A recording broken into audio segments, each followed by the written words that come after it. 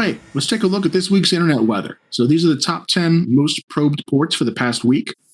You can see that there are a couple numbers here that I have highlighted because there are significant changes. We'll go into each one of those, but going down the list, starting in first place here in the most probed ports is port 445 TCP, that's SMB, followed by port 23 TCP, that's Telnet, followed by ICMP, usually that's ping. 22 TCP is SSH, 1433 TCP is Microsoft SQL Server, 443 TCP is HTTPS. In seventh place, we have 80 TCP, that's plain old web. 81 TCP is up by 6, that's an alternate web port. We've seen a bunch of different things there. 3389 is remote desktop protocol, and at the bottom of the list, jumping up 33 slots, is 3306 TCP, and that is MySQL.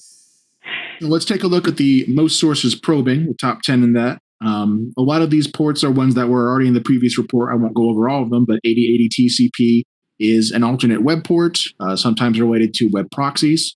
Ports 8291 and 8728 are both related to MikroTik routers, which we've covered before on the show. These are characteristic ports of MikroTik routers, may or may not be the actual target port.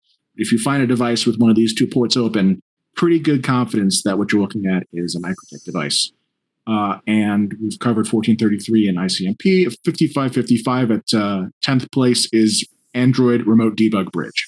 So taking a look at 3306, which, as we saw before, jumped up 33 spots, you will see exactly why it jumped 33 spots, because this seems to be some cyclical scanning that definitely blows out the noise floor of the scanning that we've seen before. This is scan flows. So these are a smaller number of sources generating a large amount of traffic.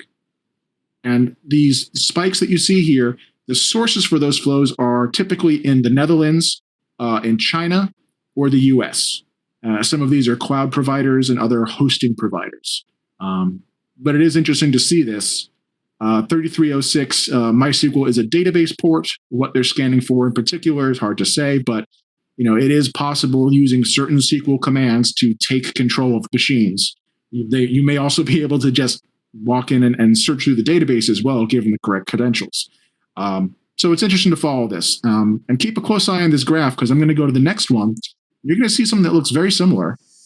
This is 1433. This is MS SQL. You can see that there is another set of spikes, not exactly at the exact same time, but significant spikes above the noise floor. And this is a single source in China.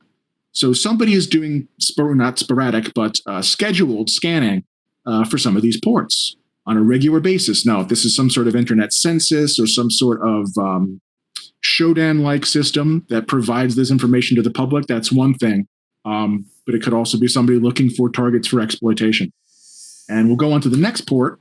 And doesn't that look familiar? This is 81. This also changed. And again, we see some cyclical scanning. Most of these sources are in the US. This is multiple sources.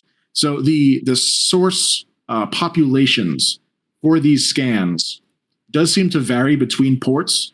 But they are significant amounts of scanning. They are sort of time gated into these spikes too. So we can't say conclusively that these are related, that these are the same botnet being scanning certain ports over different periods of time.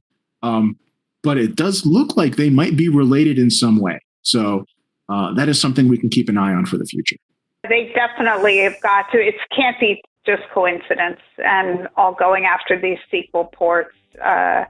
Whether it's nefarious or whether there's a good reason for it, we really can't know right now. But yeah, that's too much coincidence.